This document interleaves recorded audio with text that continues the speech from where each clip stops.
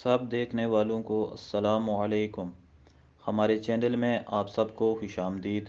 उम्मीद है आप सब लोग खैरियत से होंगे। आज हम आपको पाकिस्तान के पहले गवर्नर जनरल ग़ुलाम मोहम्मद के बारे में कुछ ज़िक्र करते हैं जो कुदरतुल्लाह शहाब साहब ने शहाबनामा में लिखा है।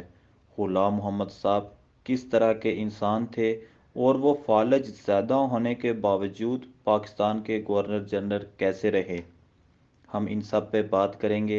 लेकिन आगे बढ़ने से पहले अगर आपने हमारा चैनल अब तक सब्सक्राइब नहीं किया तो अब सब्सक्राइब कर लें और बेल बटन ज़रूर दबा दें। शुक्रिया। 27 अक्टूबर 1954 को मैं एक मीटिंग के सिलसिले में लाहौर से कराची गया हुआ था। मीटिंग शुरू होते ही टेलीफोन आया कि कैबिनेट सेक्रेटरी मिस्टर अजीज़ अहमद मुझे अपने दफ्तर में बुला रहे हैं। मैं उनकी खिदमत में हाज़िर हुआ तो उन्होंने कहा कि गवर्नर जनरल मिस्टर ग़ुलाम मोहम्मद तुमसे मिलना चाहते हैं, तुम अभी गवर्नर जनरल हाउस चले जाओ। ग़ुलाम मोहम्मद साहब के साथ मेरी बिल्कुल कोई वाकफ़ियत ना थी। वज़ीर ख़जाना के तौर पर मैं इन्हें चंद बार देखा था। मैंने मिस्टर अजीज़ अहमद से इस बुलावे का मकसद दरियाफ़्त किया तो उन्होंने अपनी क़त्ई लाइल्मी का इज़हार किया। ग़ुलाम मोहम्मद साहब के एक भाई ने लाहौर में किसी फैक्ट्री की अलाटमेंट के लिए दरख्वास्त दी हुई थी।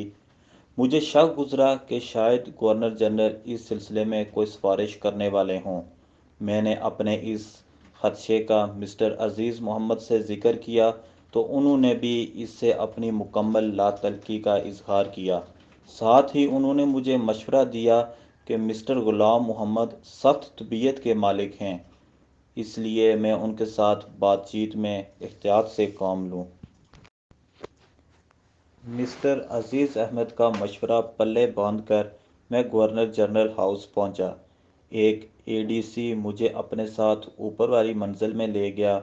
वहां पर बरामदे में कालीन बिछा हुआ था, इस पर सोफ़े लगे हुए थे।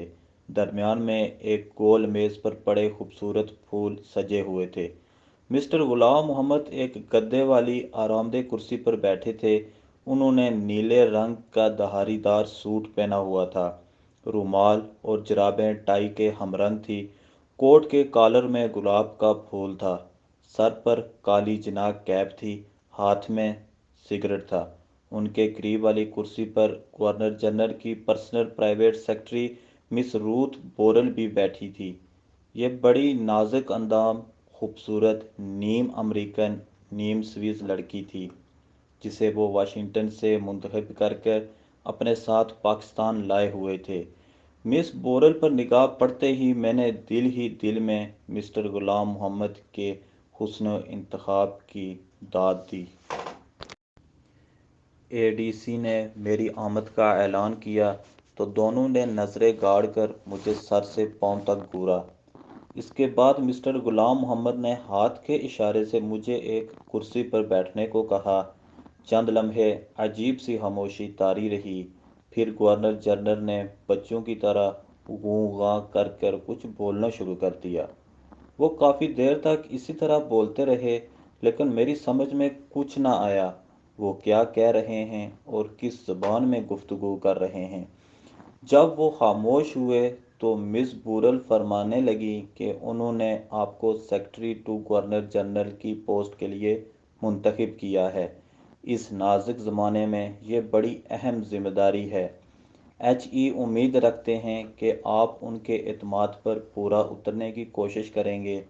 एचई का हुक्म है कि आप अभी नीचे जाएं और अपनी पोस्ट का चार्ज संभाल लें। यह सुनकर मेरे पांव तले से ज़मीन निकल गई। साफ इनकार करना तो मुश्किल था, इसलिए मैंने एक उज़र पेश करने की कोशिश की। मैं इस वक्त पंजाब गवर्नमेंट में डायरेक्टर ऑफ इंडस्ट्रीज़ के तौर पर काम कर रहा हूँ। जब तक सूबाई हुकूमत मुझे वहाँ से फारग ना करे, किसी और पोस्ट का चार्ज लेना बड़ी बेज़ाब्तगी होगी। ये बात सुनकर मिस्टर ग़ुलाम मोहम्मद गुस्से में आ गए। उनका चेहरा सुर्ख हो गया और उन्होंने कड़क कर कुछ देर फिर गूं गां की, जिसका माफ़हूम मिस बोरल ने मुझे यूँ समझाया। हिज एक्सीलेंसी फरमाते हैं पंजाब गवर्नमेंट जहन्नम में जाए।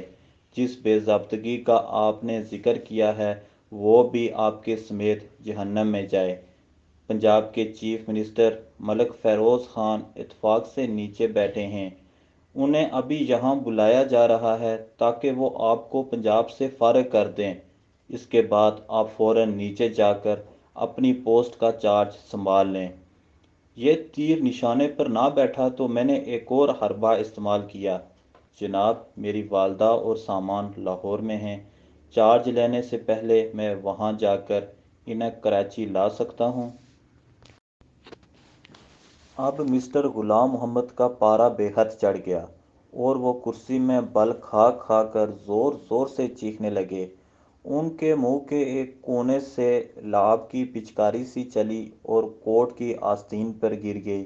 मिस बोरल ने उनका कोट साफ किया और मुझे मुखातिब कर कर कहा, हिज एक्सीलेंसी ने अपनी शदीद खफगी का इजहार किया है।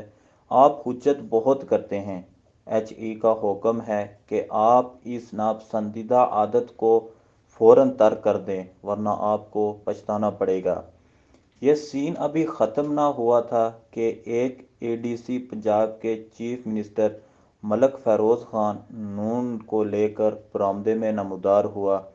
मलिक साहब को देखते ही मिस्टर गुलाम मोहम्मद ने हाथ से मेरी तरफ इशारा किया और गाँव गाँव कर कर कुछ बोलते रहे। मिस बोरल तर्जमानी के फ़राइज़ सरअंजाम देती रहीं। इसके बाद चीफ मिनिस्टर ने मुझे कहा, यह पोस्टिंग बड़े एजाज़ की बात है, मुबारक हो, फ़ौरन चार्ज संभालो, बाकी ज़ाब्ते की कार्रवाइयाँ बाद में होती रहेंगी। मैंने कुछ कहने के लिए मुंह खोला तो चीफ मिनिस्टर ने आंख मारकर मुझे चुप करा दिया। इस तरह सरबराह मुमलिकत से मेरा पहला इंटरव्यू ख़त्म हुआ और मैं अगले 9 बरस के लिए इस बैतुल जिन के मुकीद हो गया। नीचे आकर मैं मिस्टर ए.जी. रज़ा के कमरे में गया तो वो उस वक़्त गवर्नर जनरल के सेक्रेटरी थे। उस वक़्त तक गालिबन इन्हें कोई इल्म ना था कि उनका तबादला कर दिया गया है और उनकी जगह मेरी तकर्री हो गई है। ये ख़बर उन्होंने शायद पहली बार मुझसे सुनी।